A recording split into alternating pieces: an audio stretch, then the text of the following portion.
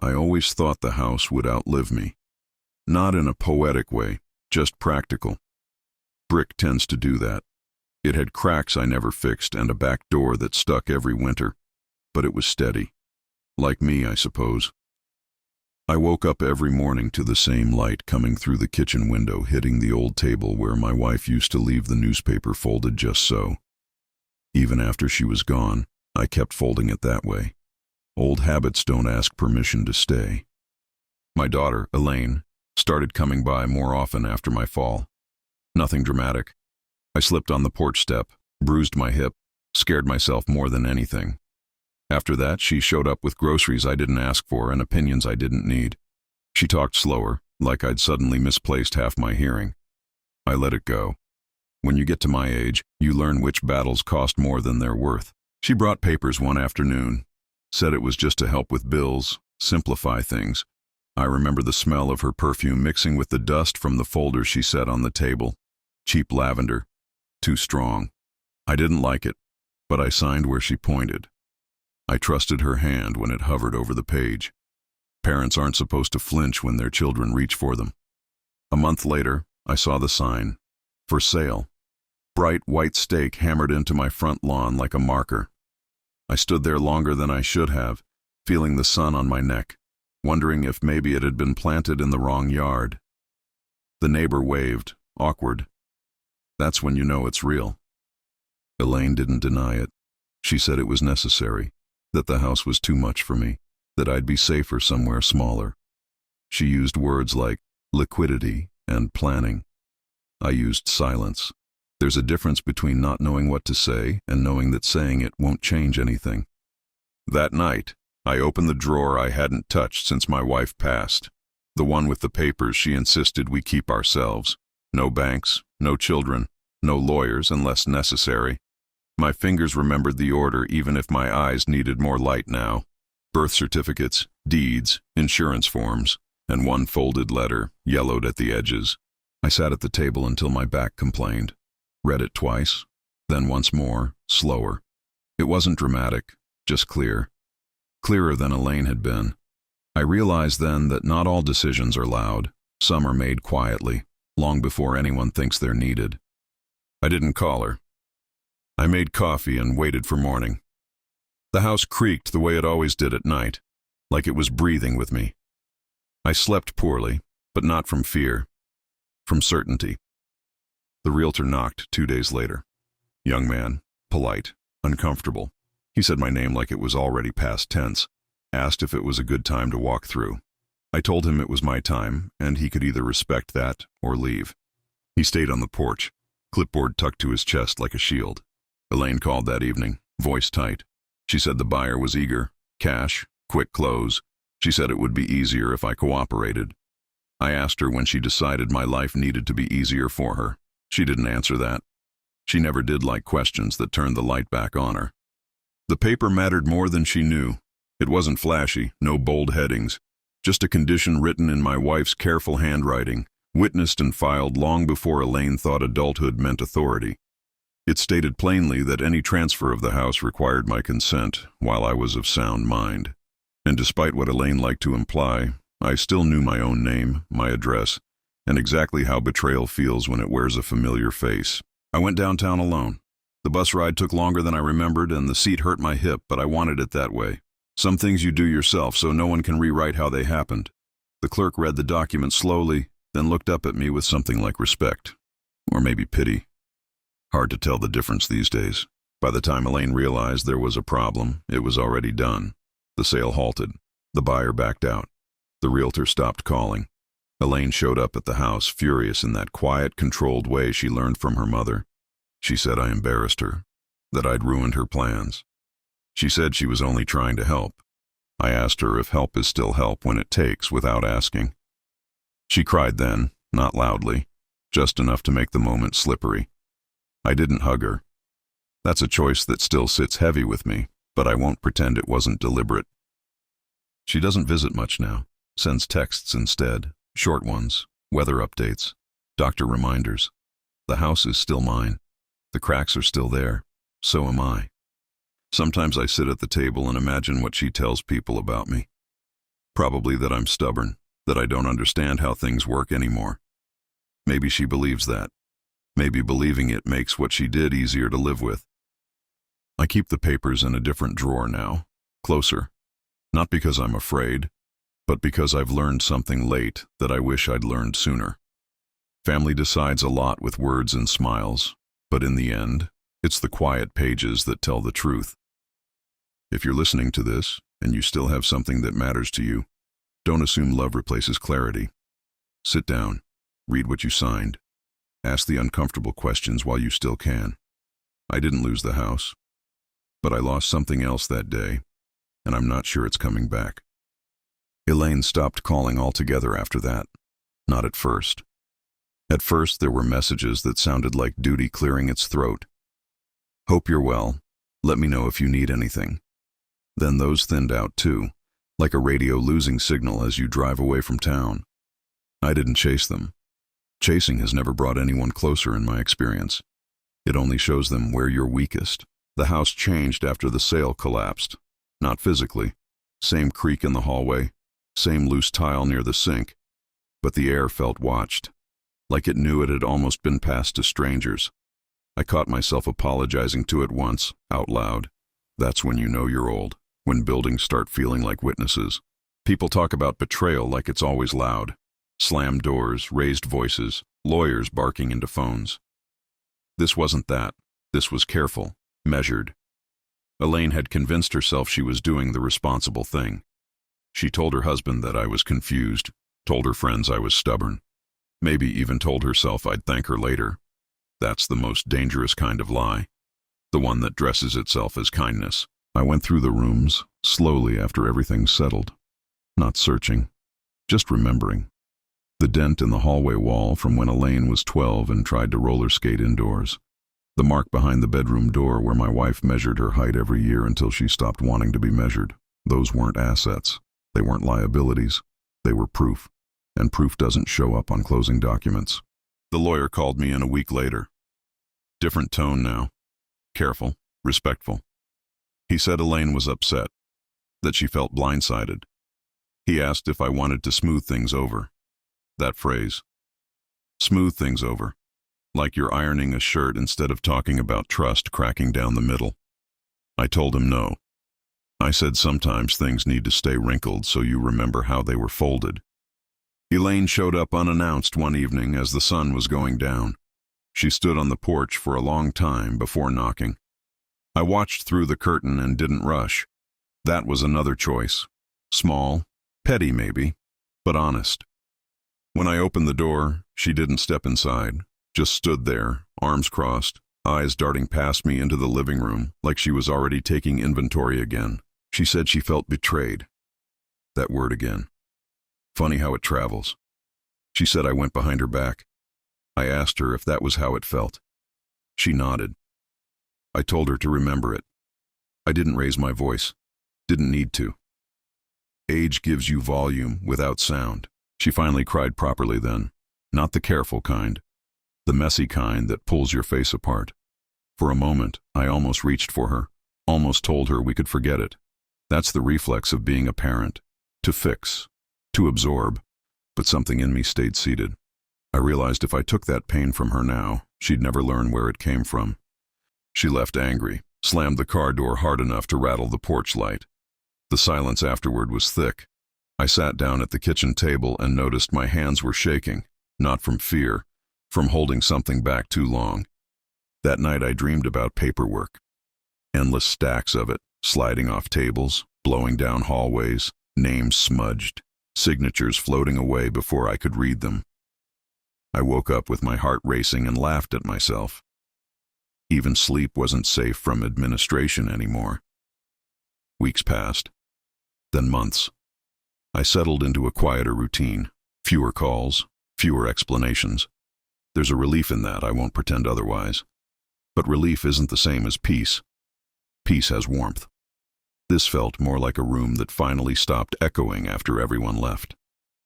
I found myself thinking about the paper my wife had written more than about Elaine, about how she'd insisted we put it together after watching her own sister lose everything to a son who thought entitlement was inheritance. I'd thought she was being cautious. Turns out she was being precise. Love without precision leaves too much room for reinterpretation. Elaine's birthday came and went. I sent a card. No money. Just a line about hoping she was well. She didn't respond. That stung more than I expected. Not because I needed thanks, because it confirmed what I'd already started to accept. Something had shifted into a shape that wouldn't fit back the way it was. One afternoon, I noticed the for sale sign still leaning against the side of the garage where the realtor had left it. I dragged it out to the curb. My hip complained. I let it. I snapped the wooden stake over my knee. It took more effort than it should have. Age steals strength quietly, too. I tossed the pieces in the trash and stood there breathing hard, feeling foolishly proud. The house was never the real issue. Elaine could have asked, could have waited, could have trusted that I still understood my own life. What she wanted was control wrapped in concern. And what I wanted, I realized too late, was acknowledgement, not authority, not final say. Just to be seen as someone still present. I don't know what comes next between us. I don't know if this story ends with forgiveness or distance or something colder that doesn't have a name yet. I only know that when I sit at this table now, the light still comes through the same window. The paper still rests where I put it. And for better or worse, the decisions here are still mine. That's not a victory. It's just the truth. And sometimes at my age, truth is the only thing you get to keep. Winter came in slow, like it was thinking about it first. The mornings grew sharper, the kind of cold that settles into your knuckles before you've finished your coffee. I turned the heat up earlier than usual and didn't feel guilty about it. That's another thing you stop apologizing for with age. Comfort stops feeling indulgent and starts feeling earned. Elaine didn't come for Thanksgiving. She sent a message the night before, said plans had changed, no explanation. I replied with a simple, all right. It took more restraint than I'd like to admit. I cooked for myself anyway, not a full spread. Just turkey slices, boxed stuffing, and a pie from the bakery down the street. I ate at the table, not the couch. Some habits feel like anchors. You don't abandon them just because the boat is lighter. Neighbors asked about her. They always do. I gave vague answers. People don't want the truth. They want reassurance that families fracture loudly so they can spot the warning signs. Quiet breaks make them uneasy. Quiet suggests it could happen to them too. A letter arrived in December. Official envelope. Heavy paper. Elaine's handwriting wasn't on it, but her presence was. She was contesting the document. Claimed undue influence. Claimed confusion. Claimed concern. The lawyer explained it carefully, like you explain weather to someone who can't leave the house. He said it might go nowhere. He said it might drag on. He asked if I wanted to fight. I sat with that question longer than he expected. Fight.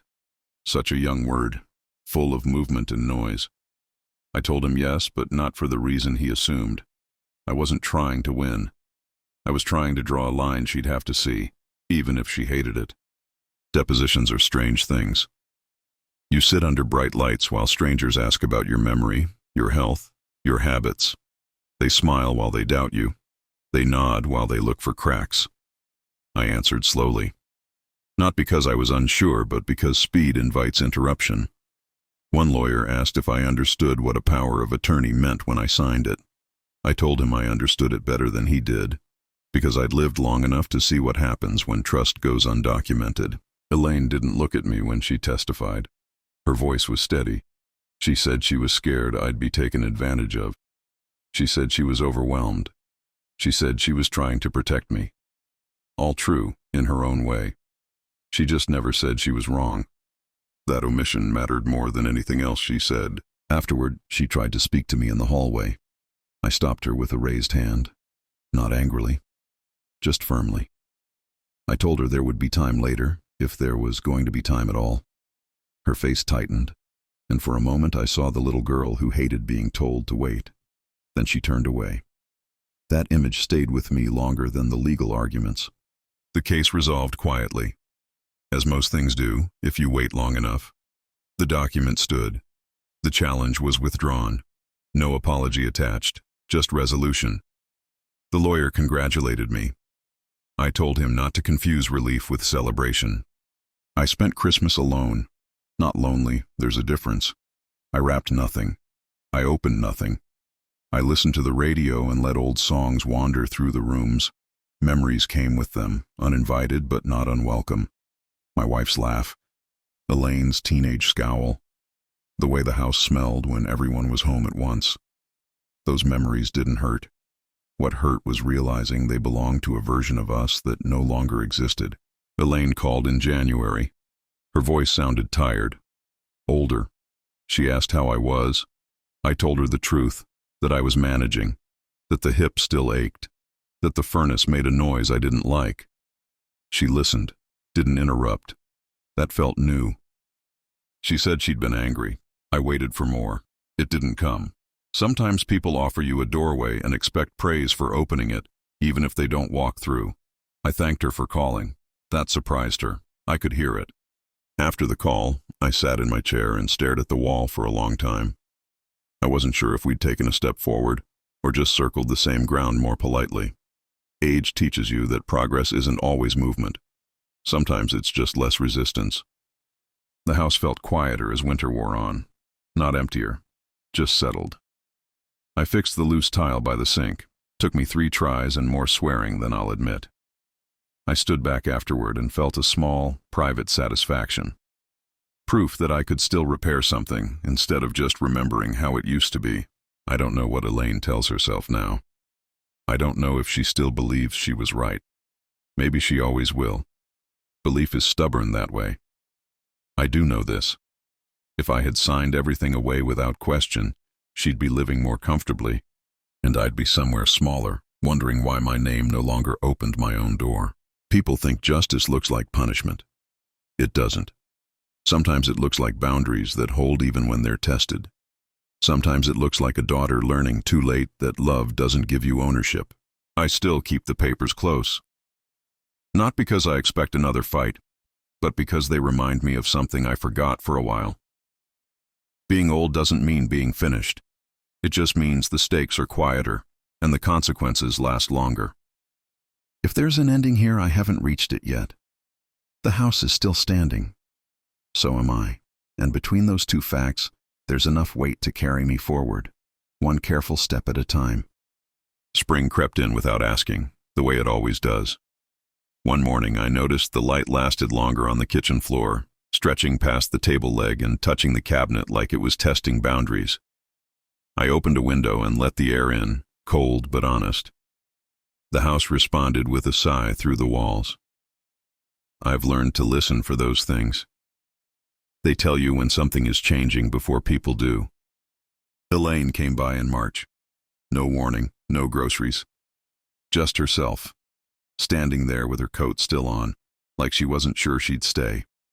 I didn't rush her inside. I asked if she wanted coffee.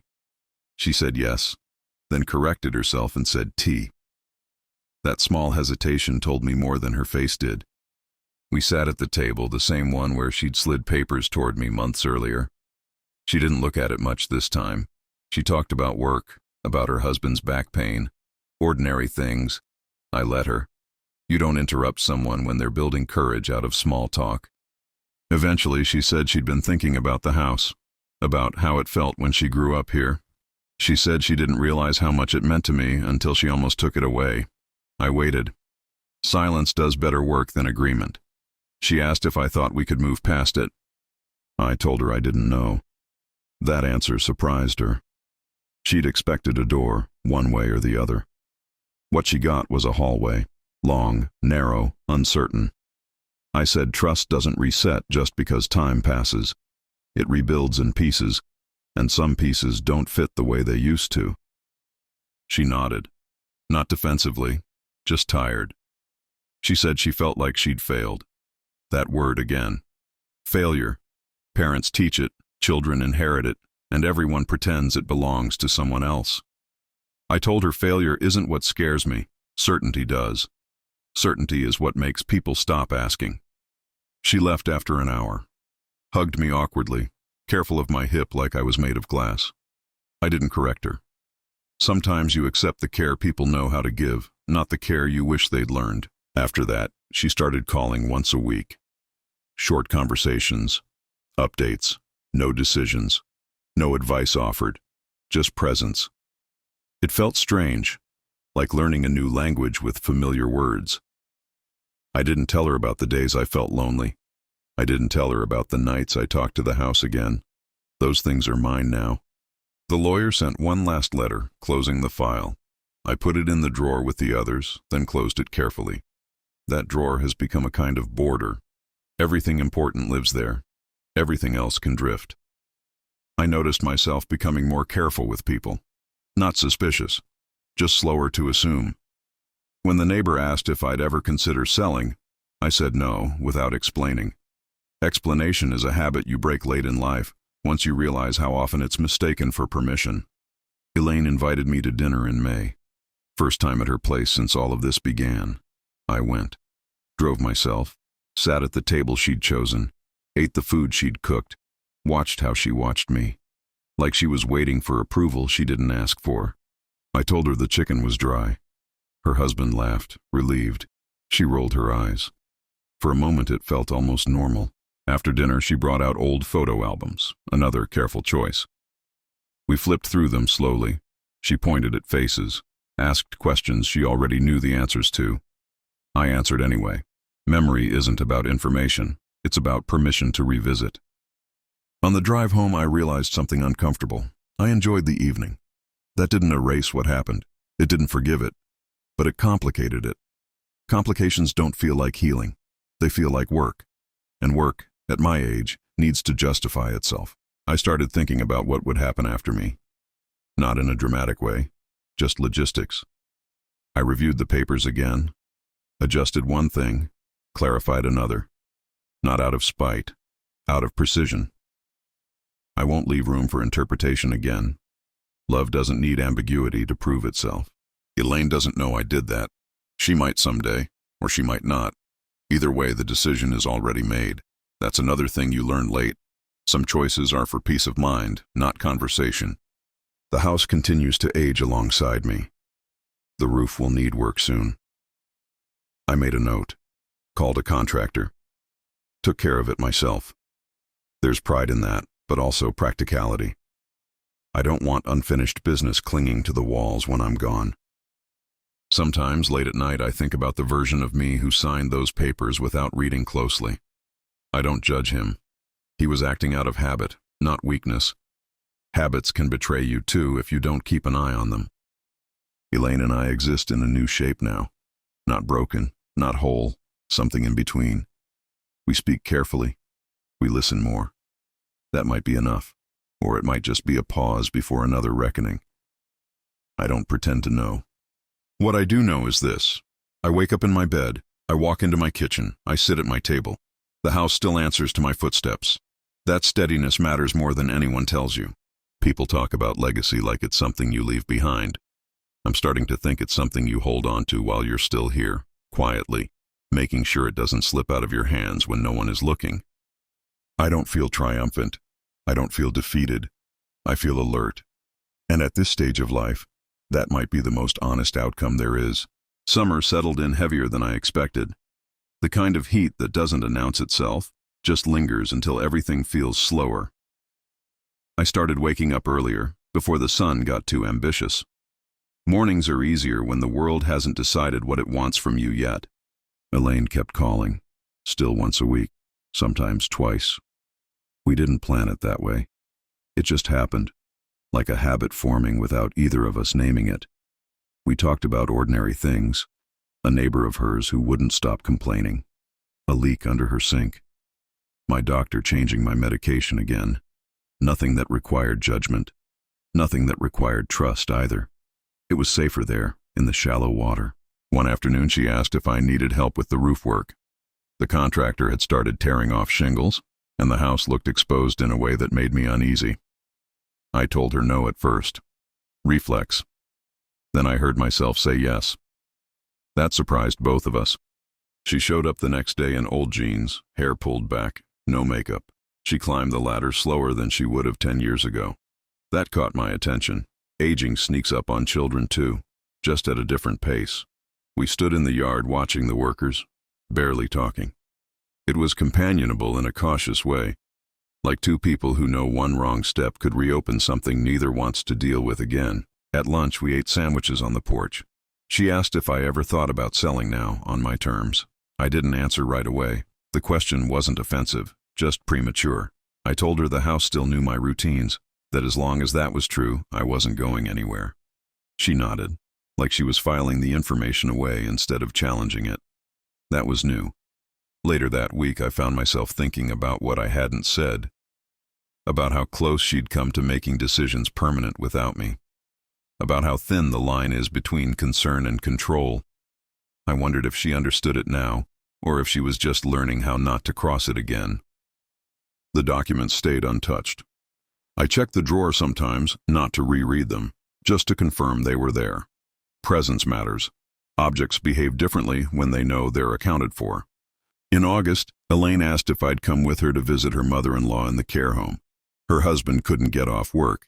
She said she didn't like going alone. That admission sat with me. I agreed, not out of obligation, out of curiosity. The place smelled like disinfectant and soup, familiar in an unsettling way. We sat with the old woman for an hour, listening to the same story twice. On the drive back, Elaine was quiet. Finally, she said, "I think I was afraid you'd end up like that if I didn't step in." There it was. Not an excuse, not an apology. A fear, finally spoken instead of acted out. I told her fear doesn't give you the right to erase someone else's voice.